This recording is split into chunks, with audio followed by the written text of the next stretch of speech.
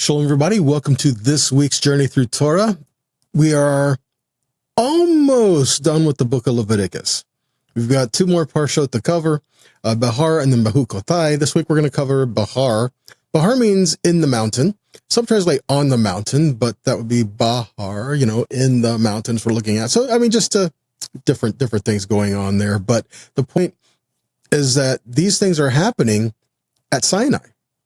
So again, what's the point of why does that matter that these are happening at Sinai? Well, this is part of what Yahweh had given to his people for their life when they went into the land of promise, that how they were to live with one another in a place of working together, in a place of showing the heart of the Father to not just the people within the nation, but the people outside the nation as well. That they're examples for people to follow. And all this was declared at Sinai. In other words, the decision to do what was right when they go into the land had to be made before they go into the land. It's not like you can decide to do something after the fact, or like in the heat of the moment, you have to make a rash decision, right? That's not what Yahweh's asking us to do. He's asking us to make a decision of covenant to follow him, to listen to him, and then the outcome. See, and throughout the Torah, we find things like this, kind of like in Deuteronomy, Akev, the Parashat Akev. It's because you do these things that I am giving you, these blessings will happen. See, it's not like we do things to get the blessing, but because we're doing these things, there's blessing that follows it. See, so the decision to do something has to be made beforehand, and then there's blessing that comes along with that. Yahweh blesses, yes, we're going to do this, and then we do it, and we follow through with it, even if it doesn't make sense to us. And we'll find something in here this year, it doesn't make sense. We're going to talk about the Shemitah year, and being a redeemer, and how this happens. It doesn't make sense. It to the natural mind, it just doesn't make sense. And what we consider the laws of nature, it doesn't make sense. But yet, Yahweh decreed something. And if we are in covenant relationship with him, and we follow him, and we make that decision, we will follow him. There's things that are going to happen we might not be able to explain. Okay? So let's take a look at it. Leviticus 25:1. Adonai said to Moshe on Mount Sinai. So this is on Sinai when Yahweh spoke to Moshe. These things were brought from the mountain to be received in faith, then walked out. Like we said, the decision to be faithful had to be made before the opportunity of a test. Do we follow Yahweh because of our relationship with Yahweh? Or are we just following Yahweh because of what we think he can do for us, or how he can better our lives, or just because he makes me feel good? In knowing God, Larry Crabb writes this: feeling better has become more important than finding God.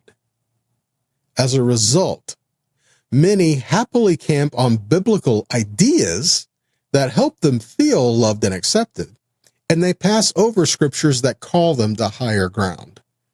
It's like, I serve God because I just want to feel better.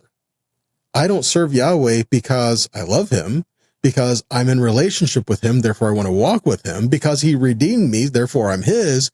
No, I just want to feel better. He continues, until our passion for finding God is deeper than any other passion, we will arrange our lives according to our taste, not God's.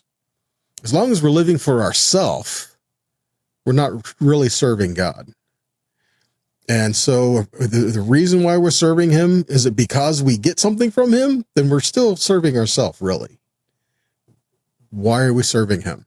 We have to make that decision to honor him and walk in his ways, even when it doesn't make sense, and even when we think that's going to be hard, that's going to be difficult. It doesn't matter. I'm going to do it. See? And these are some of the things that we see here. So we come to things like this. Leviticus 25, 1-7. Adonai said to Moshe on Mount Sinai, speak to Bnei Israel and tell them, when you come into the land which I give you, the land is to keep a Shabbat to Adonai. See that? The land itself is to keep a Shabbat. Now, man was to keep a Shabbat, Remember, in the creating of everything, Yahweh created in 6 days. In the seventh day, some translations say he rested. What it literally means is he stopped creating. Okay. And he set apart the Sabbath. He set it apart and blessed it. He called it holy and blessed it. And so we enter into that day as holy and a blessing and blessed in that day. Well, the land itself is to observe a Shabbat, not just in 6 days, the seventh day, but after 6 years. Then in the seventh year is to observe a Shabbat. So what did this mean for the people living on it? When it was important that the land, that they farm the land, that's how they get their food.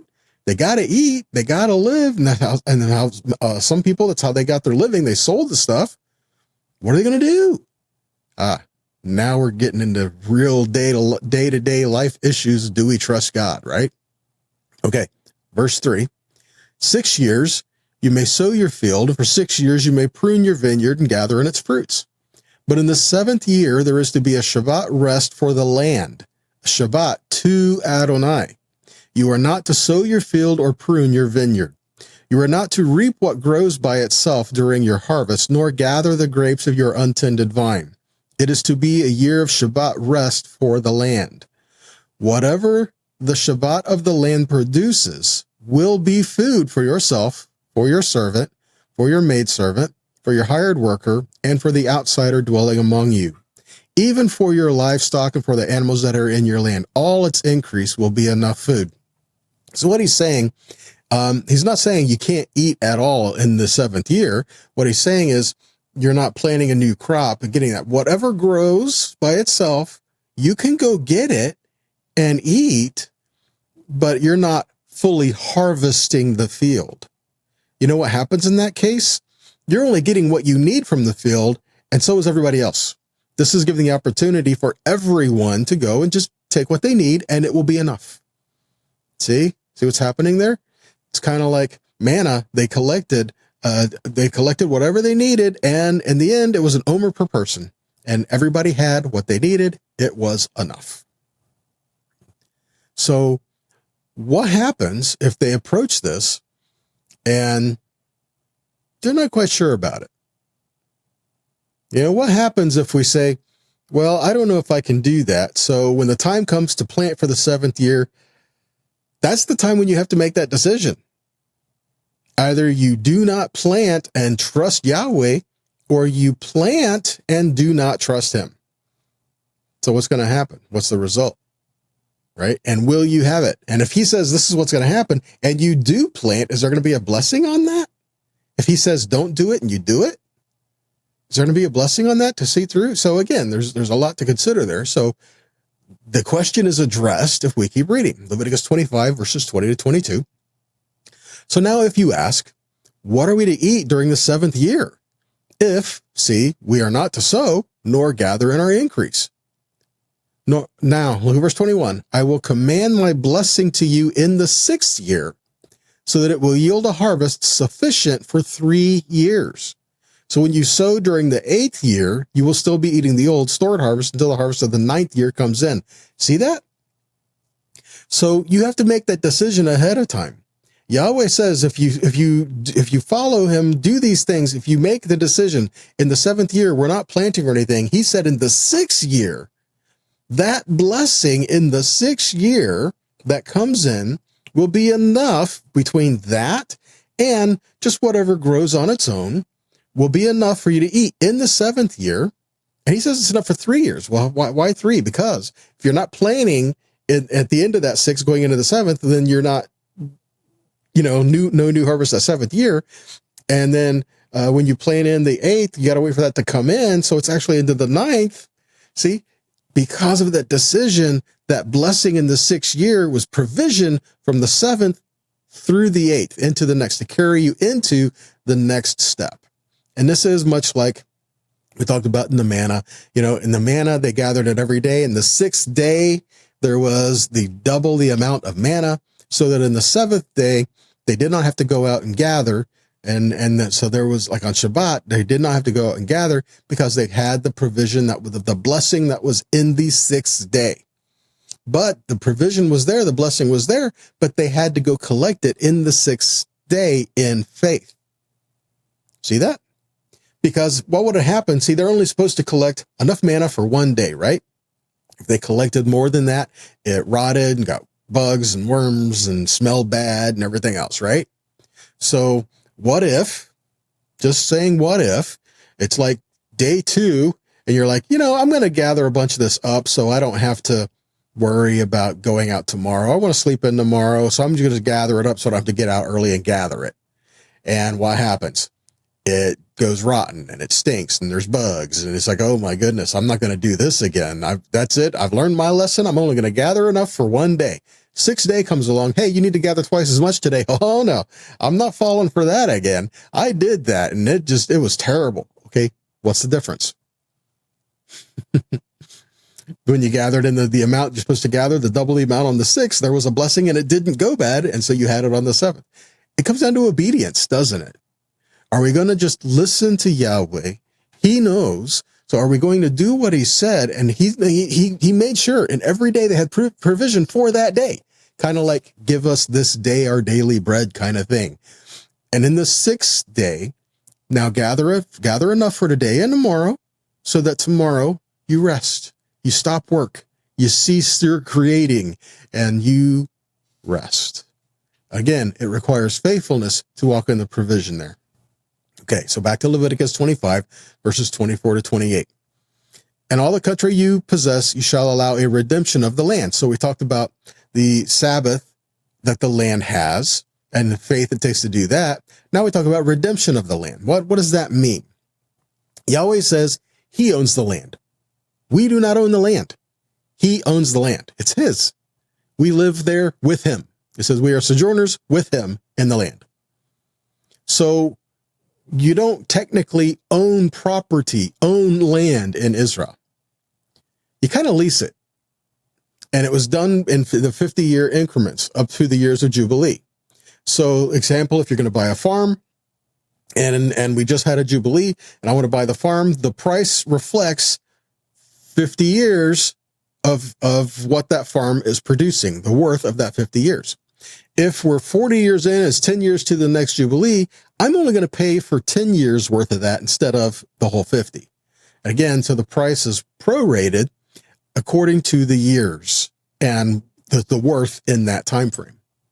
Okay. So that's how it was. So this is what we're looking at in Leviticus 25. They both talk about the Redeemer, even of the land and people. So we see, in the 6 years, and going into the 7th year, years of remission, years of release, debts are forgiven, this kind of thing among the people. It's kind of like a big reset. And that's an amazing thing. And then the Jubilee year was a bigger thing because not just debts are released and these things are done, but all the people were to go back to the land of their inheritance, back to the land of their heritage. See, that didn't happen in the 7 years. It only happened in the 50th year. So anything that was bought or sold or whatever went back to its original owners. That's something to consider as well. Okay. So with that, if I was in a situation to where I got myself and I didn't have the money and I needed to borrow money and I couldn't pay it back, I would put myself to work off that money for somebody else. All right. And, so if I was in a situation where I couldn't pay the debt, I either worked it off or I had a redeemer who would pay the debt for me. And that's where we get into issues of to be redeemed, right?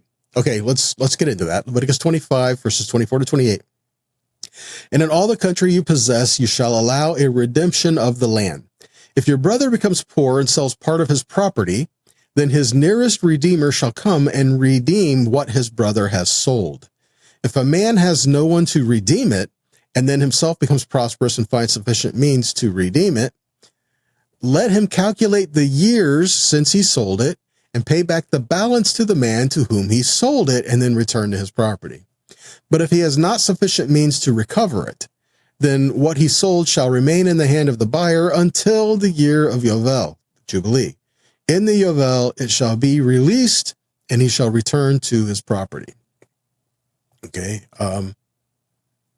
So what do we talk about a redeemer?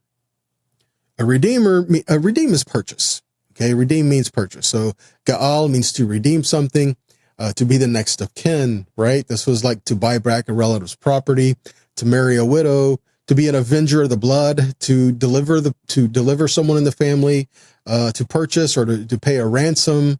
Geulah means redemption or restoring something like land or a house or a person to its proper place after it had been forfeited. Goel is someone who is a redeemer. And we know Yeshua is our redeemer. Yahweh redeems his people. Yahweh said when they came out of Egypt, this was more than just rescuing them from oppression. He said, I redeemed you.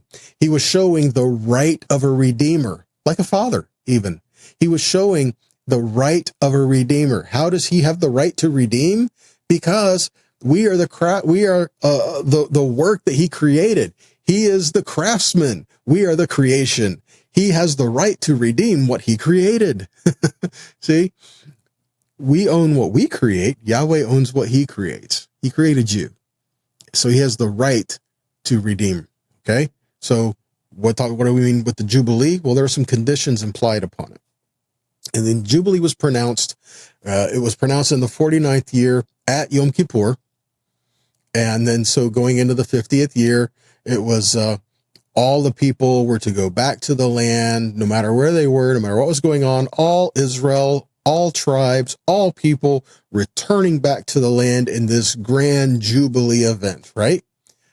Which means truly Jubilee can't really happen in its fullness until all the tribes go home, which is something that we know Yeshua came to do, recalling all people from every tongue, tribe, and nation, no matter where they are in the world, to come back to the land that he has said it has his name inscribed in it, to a people called by his name. We see in Leviticus 25:10, you are to consecrate the 50th year, proclaiming freedom throughout the land to all its inhabitants. It will be a yovel for you. You will return everyone to the land he owns, and everyone is to return to his family. So it was believed that when the Messiah comes, he will return all people to the land and declare Jubilee. Again, Jubilee was to be declared on Yom Kippur in the 49th year, right? Yeshua declared the start of this work when he was in the synagogue and he read Isaiah 61. In Luke 4:21, it says he started to speak to them. Today, as you heard it read in this passage of the Tanakh, it was fulfilled. He is to do what? To declare this day, the year of Jubilee. Wow, amazing things. So the Messiah declares the Jubilee, right? Which means that the Messiah gathers all Israel. Messiah gathers all the people back into Israel. Again, if you want to think about these pictures in the New Jerusalem, we're all going to be gathered to 12 gates, 12 tribes. I mean, we're all coming back, no matter where we're from, no matter whatever, we're all coming in to be part of one people called by his name in the New Jerusalem. Amazing. And this is what the Messiah is doing. Matthew 15:24, Yeshua said, I was sent to the lost sheep of the house of Israel. Romans 11:17 and 18 talks about the branches of the tree, and you are grafted in. The wild olive grafted into the natural olive tree. Leviticus 25:47 to 55 says, if a stranger or sojourner with you becomes rich, and if your brother beside him becomes poor and sells himself to the stranger or sojourner with you or to a member of a stranger's clan, then after he is sold, he may be redeemed. One of his brothers may redeem him, or his uncle or his cousin may redeem him, or a close relative from his clan may redeem him, or if he grows rich, he may redeem himself. He shall calculate with his buyer from the year when he sold himself to him until the year of Jubilee, and the price of his sale shall vary with the number of years. The time he was with his owner shall be rated as the time of a hired servant. If there are still many years left, he shall pay proportionately for his redemption some of his sale price. And if there remain but a few years until the year of Jubilee, he shall calculate and pay for his redemption in proportion to his years of service. And he shall treat him as a servant hired year by year. He shall not rule ruthlessly over him in your sight. And if he is not redeemed by these means, then he and his children with him shall be released in the year of Jubilee. So, In declaring the year of Jubilee, we're talking about issues of the kinsman redeemer and the right of the redeemer and what that means for the people. And there's a great example of this in the Tanakh, the Tanakh, the Old Testament, the Torah, the prophets, and the writings, about Ruth.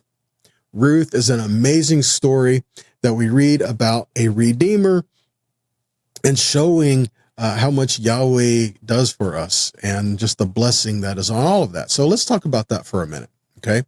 So what's the deal with Ruth? We have Elimelech and Naomi, and then there was a famine in Israel.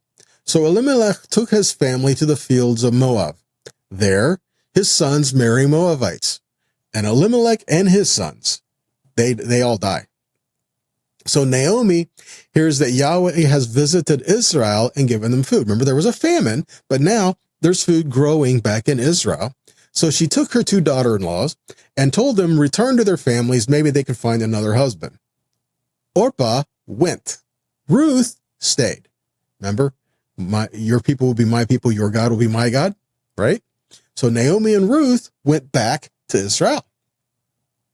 So in Ruth 1:22, so Naomi returned, and Ruth the Moabite, her daughter-in-law, with her, who returned from the country of Moab, and they came to Bethlehem in the beginning of the barley harvest. When, just for the sake of saying, when is the barley harvest? April-ish, around the time of Pesach. Remember, because you have Pesach, unleavened bread, first fruits, counting the Omer, the 50 days to Shavuot, right? That's why this is why Shavuot, the book of Ruth is commonly read over Shavuot for this reason.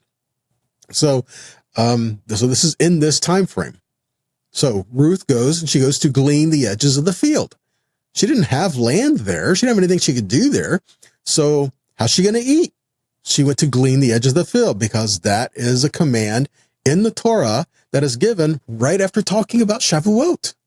In Leviticus 23, verse 22, it says, when you reap the harvest of your land, you shall not make clean riddance of the corners of your field which you reap, neither shall you gather any gleaning of the harvest.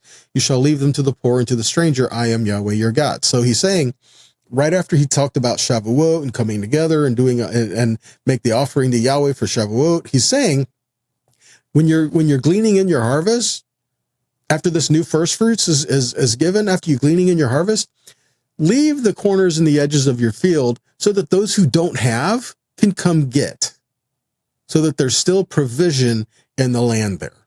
Okay. It's kind of like you're giving to the poor, the orphans, the widows, the strangers, all that. It's there. They can come get it, and they can get what they need there. So Ruth was doing that. So in Ruth 2:3, so she set out and went and gleaned in the field after the reapers, and she happened to come to the part of the field belonging to Boaz, who was from the clan of Elimelech. So family to Naomi, because she had married Elimelech. So Boaz asked who this woman was, and then he approached her. So Ruth 2, verses 8 through 11, Boaz says to Ruth, now listen, my daughter, do not go to glean in another field or leave this one, but keep close to my young woman. Let your eyes be on the field that they are reaping, and go after them. Have I not charged the young men not to touch you? And when you are thirsty, go to the vessels and drink what the young men have drawn. And then she fell on her face, bowing to the ground, and said to him, why have I found favor in your eyes that you should take notice of me, since I am a foreigner? Boaz answered her, all that you have done for your mother-in-law since the death of your husband has been fully told to me, and how you left your father and mother in your native land and came to a people you did not know before. So he's saying, because of the kindness you have shown to Naomi, I want to look after you. So stick in this field. You're going to be safe here. And I've told people to look out for you. And if you need any water, they've already drawn water over there. You can go get it, and it's fine. You don't have to draw your own water. It's already there for you. Just go take it and stick with this group, and you're going to be okay. You're going to be safe, and you're going to have what you need. Okay. So again, that's a big deal, because again, in a desert, you need food, you need water, right? Okay. So Boaz, after time, Boaz invites Ruth to eat with them. So he also told his young men, let her glean among the sheaves. And then he even says, actually, pull some of the bundles out for her to glean. So let her glean from the sheaves. And actually, as you're gathering these things in together, pull some out and kind of throw it down there so that she can just pick it up. Make it easier on her, right? So then she gathered all this stuff, and then she went back to Naomi. So chapter 2, verse 19 and 20. And her mother-in-law said to her, "Where did you glean today? And where have you worked? Blessed be the man who took notice of you." So she told her mother-in-law with whom she had worked and said, "The man's name with whom I work today is Boaz." And Naomi said to her daughter-in-law, "May he be blessed by Yahweh, whose kindness has not forsaken the living or the dead." Naomi also said to her, "The man is a close relative of ours, one of our redeemers." So he was looking after her because of their relationship. Ruth 3, 10 to 13. And he said, because Ruth goes to him and is speaking of being a redeemer, right? So he said, "Blessed be you, Jehovah, my daughter. You have dealt more kindly at the latter end than at the beginning, not to go after the young men, either poor or rich. And now, my daughter, do not fear. All that you say I will do to you, for all the gate of my people know that you are an able woman. And now surely it is true that I am a kinsman redeemer, but there are also a redeemer nearer than I. So stay tonight, and it will be in the morning. If he will redeem you, well, he will redeem. And if he does not delight to redeem you, then as Jehovah lives, then I will redeem you. So lie down until morning." So stay here and rest. If you want me to be a redeemer for you, there's someone else who has the right to that first. So let me go find out about that, and then we can deal with this. All right. So Boaz goes to the gate. He waits for his brother, and Boaz asks him if he would redeem. What does redeem mean? Purchase, to buy. Purchase his brother's field. This would benefit Naomi, right? And so he said, "Well, okay, yeah, all right." So his brother said yes, he would purchase his brother's field, and yes, this would benefit Naomi, and I mean, he's looking good so far, right? Then Boaz says, "By the way, this deal comes with Ruth." and so, well, why? Because the Redeemer was to raise up a name for his brother so that his brother's family can continue. It's called Levirate marriage, right? You may have heard of that.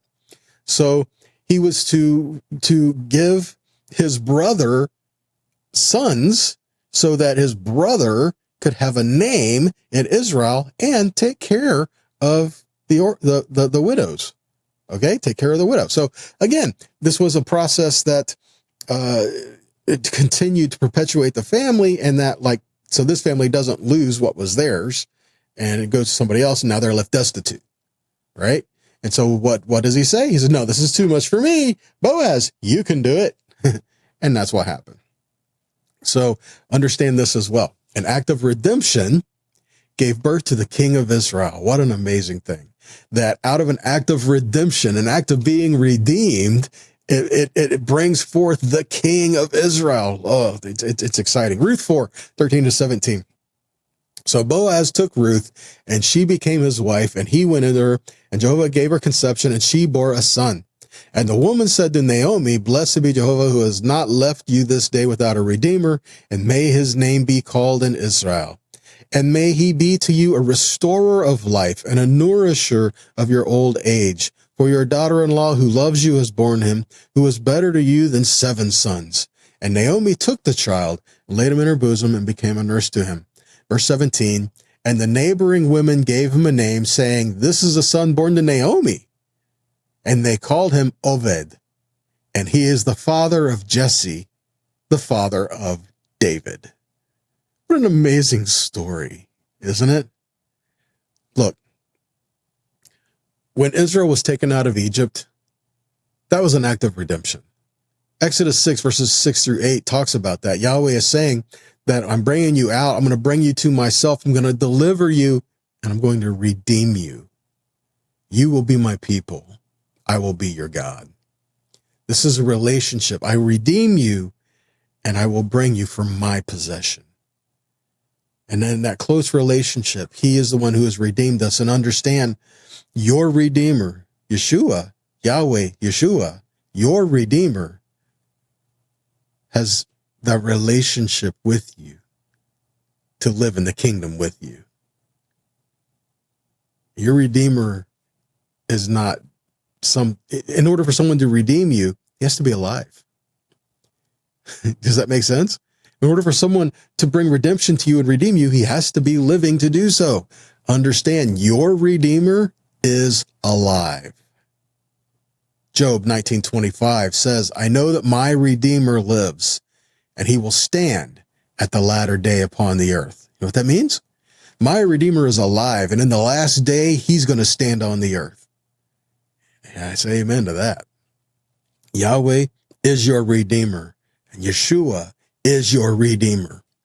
1 Peter 2:5-7 says, you also as living stones are being built as a spiritual house, a holy priesthood, to offer spiritual sacrifices acceptable to God through Yeshua. Because of this, it is also contained in the scripture, behold, I lay in Zion an elect precious stone, a corner foundation, and the one believing in him shall never in any way be ashamed. Quoting from Isaiah 28:16.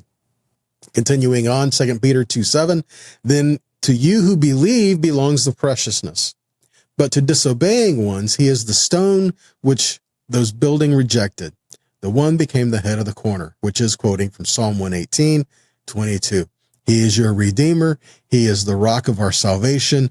And because of that, we are precious stones with him as well. Isaiah 48:17-19. Thus says Yahweh, your Redeemer, the Holy One of Israel. I am Yahweh your God, who teaches you to profit, who leads you in the way that you should go. Oh, that you had paid attention to my commands, then your peace would have been great like a river, and your righteousness like the waves of the sea. Your offspring would have been like the sand, and your descendants like its grains. Their name would never be cut off or destroyed before me. Yahweh is your Redeemer. And again, Yeshua is your Redeemer. When Yeshua redeems you, you are his. John 8:34-36, Yeshua says, truly, truly, I say to you, everyone practicing sin is a servant of sin. But the servant does not remain in the house forever. The son remains forever. Therefore, if the son sets you free, you are free indeed. No second guessing, no questions. If he has set you free, you are free. Now live this way. You are now no longer a slave to sin, but you are a servant of righteousness. Shaul, the Apostle Paul, puts it this way. He's a bondservant. What does that mean? A bondservant is someone who served for 6 years, and in the 7th year, he can go free, but he chooses not to. He says, I don't want to leave my master. I love my master, my family. I want to stay here with them. And so I surrender my life and the rest of it to serve my Lord. That's a bondservant. And that's who we are. We surrender ourselves to serve our Lord. Romans 6:16-19. Do you not know that if you present yourselves to anyone as obedient slaves, you are slaves of the one to whom you obey, either of sin, which leads to death, or of obedience that leads to righteousness? But thanks be to God that you who were once slaves to sin have become obedient from the heart to the standard of teaching to which you were committed. And having been set free from sin, you have become slaves of righteousness. And I'm speaking in human terms because of your natural limitations.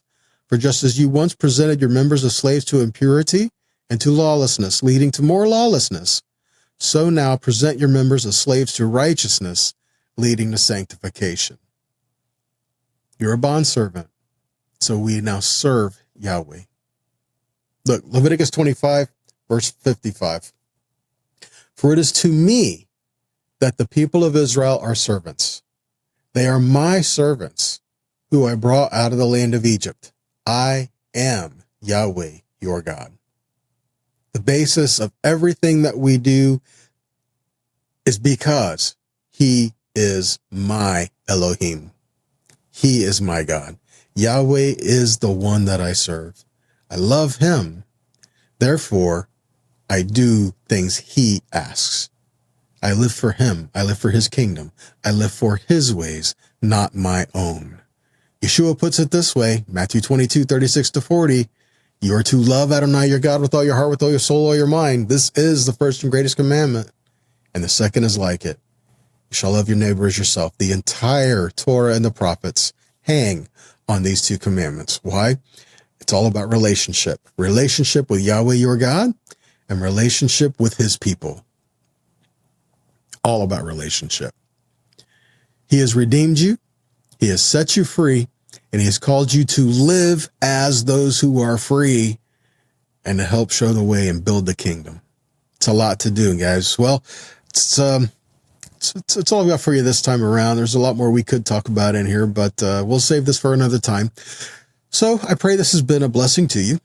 And if this has blessed you, encouraged you, maybe challenged you a little bit, then share it. If it's been a blessing to you, it's going to bless somebody else too. So on whatever avenue you watch or listen, please share this to help get these out there. And if it has been a blessing to you, then please consider making a donation to help us to continue making these, putting these out, producing these, and putting them out on the different platforms that we can, so that other people do get to hear it. So if it's blessed you, it's going to bless somebody else and help us to continue putting them out there. Okay? So until next time, be blessed, be a blessing, and shalom.